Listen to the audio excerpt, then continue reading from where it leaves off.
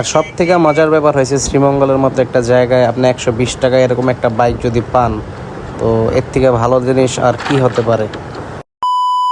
আসসালামু আলাইকুম গাইস, কি অবস্থা আপনাদের সবার? আশা করি সবাই ভালো আছেন। তো ভিডিওটা একটু কষ্ট করে দেখেন, কারণ অনেক নয়েজ হইতেছে। আমার মাইক্রোফোন কিছু আনি নাই, তো একটা জিনিস দেখানোর জন্য আপনাদেরকে ভিডিওটা করার।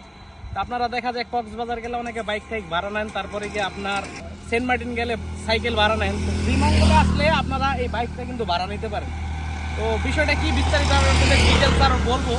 আগে বাইকটা রিভিউ দেই, কোথা থেকে নেবেন, কত টাকা দিয়ে নেবেন। এটা একটা কিন্তু ভালো একটা মজার জিনিস, কারণ একটা গাড়ি দিয়ে ঘুরলে কিন্তু আপনার অনেক টাকা গাড়ি ভাড়া দেওয়া লাগে এদিকে।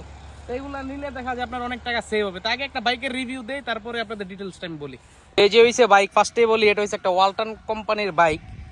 তো বাইকটার মোটামুটি চালাইছি, তো চালায় ঠালায় দেখলাম টপ স্পিড 35-40-এর বেশি যায় না। তো এটা এনাফ, পাহাড়ি রাস্তায় চালানোর জন্য এনাফ। কিন্তু একটু ধরেন যখন ঢাল দিয়ে উপর দিকে ওঠা লাগে তখন মোটামুটি একটু কষ্ট হয়ে যায়। এছাড়া আপনি আরেকজন পিলিয়ন নিতে পারবেন, দুইজন নিয়ে বাইকটা চালাইতে পারবেন। তো বাইকের হয়েছে গিয়ে আপনার এই যে আমি দেখাই যে মিটারটা একটু অন কইরা।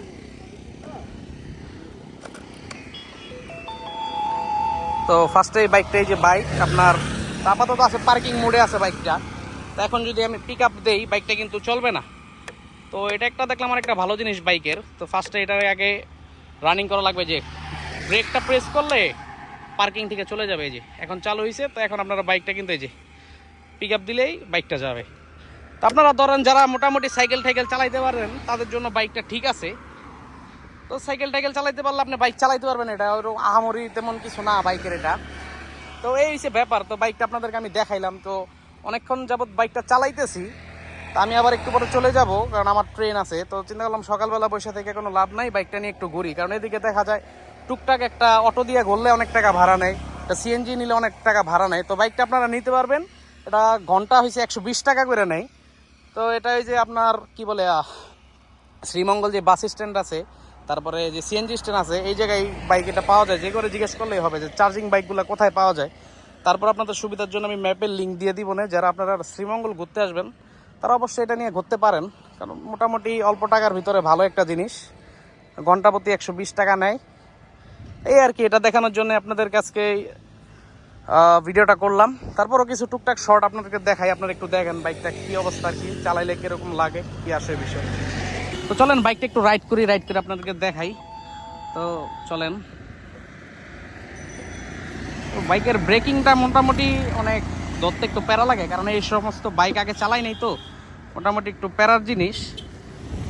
তো এমনি চালাইতে ভালোই লাগে, কিন্তু একটু ওই যে ধরেন যে সামনে যেরকম দেখেন এই যে উঁচা রাস্তাটা, তো রাস্তাটার ভিতরে উঠতে গেলে কিন্তু একটু কষ্ট হয়। তাছাড়া সোজা রাস্তায় যদি চালাইতে যাই ওরকম একটা সমস্যা হয় না।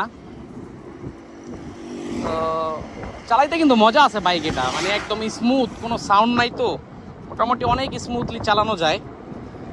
আর সব থেকে মজার ব্যাপার হয়েছে শ্রীমঙ্গলের মতো একটা জায়গায় আপনি 120 টাকায় এরকম একটা বাইক যদি পান, তো এর থেকে ভালো জিনিস আর কি হতে পারে। আপনার 120 টাকায় আপনি যদি এই বাইকটা নেন, তো আপনার ধরেন অটো ভাড়া, সিএনজি ভাড়া, এগুলো এই জায়গায় অনেক বেশি, যেহেতু টুরিস্ট স্পট, যার কারণে এগুলো নিলে আপনারা মোটামুটি গ্রুপ ধরে রাইড করতে পারবেন। তা আমি 4টা বাইক নিয়েছিলাম, আমরা রাইড করতেছিলাম, ভালোই লাগতেছিল। আর আরেকটা ব্যাপার হচ্ছে বাইকগুলো নিতে গেলে আপনারা অবশ্যই একটু চেক করে নেবেন, কারণ যেহেতু এই বাইকগুলো অনেকেই চালান, কোনো ভাঙ্গা ঠাঙ্গা থাকলে পরবর্তীতে কিন্তু ওইটা লাইবিলিটি আপনার নেওয়া লাগবে, যার কারণে নেওয়ার সময় অবশ্যই একটু চেক করে নেবেন। আর এই জায়গায় আমি পিলিয়ন নিয়ে চালাইতেছিলাম দেখার জন্য যে এটা কতটুকু পাওয়ার আছে। তো পিলিয়ন নিয়ে চালানোর সময় ধরেন নর্মালি কোনো প্যারা খাওয়া লাগে না, কিন্তু যখন একটু উপরের দিকে যাই তখন মোটামুটি একটু প্যারা খাওয়া লাগে। কারণ দেখা যায় উঁচা রাস্তাটা যাইতে নিলে অনেক সময় স্পিড 5-6 আইসা পড়ে, তখন একটু পায়ের সাহায্য নেওয়া লাগে, তাছাড়া সব ঠিক আছে। তো জাস্ট আপনাদেরকে ভিডিওটা দেখানোর জন্যই আমি একটু রাইড দিলাম। তা আমার সময়ও শেষের দিকে, প্রায় আমার ট্রেন চলে আসবে, তো আমার আবার চলে যেতে হবে। আর বাইকগুলো আমি কোন জায়গা থেকে নিছি ওইটার লিঙ্ক আমি ডেসক্রিপশনে দিয়ে দিব, আপনারা গেলে একটু চেক করে নিন। আর অবশ্যই বাইক থেকে এগুলো একটু সাবধানে চালান, কারণ নর্মাল বাইকের মতো কিন্তু এগুলো না। এগুলো চালাইতে মোটামুটি একটু প্যারা খাওয়া লাগে যদি আপনার অভ্যাস না থাকে আগে। আর এদিকে দেখা যায় হুটহাট গাড়ি ঢুকাই দেয়, তো একটু ঝামেলা হয়ে যায়। মোটামুটি অনেক ঝামেলার পর আপাতত আজকের মতো এই পর্যন্তই। তো ভিডিও আর বড় করব না, আপনাদের সাথে দেখা হবে নতুন অন্য কোনো ভিডিওতে। তো সবাই ভালো থাকবেন, সুস্থ থাকবেন, আসসালামু আলাইকুম।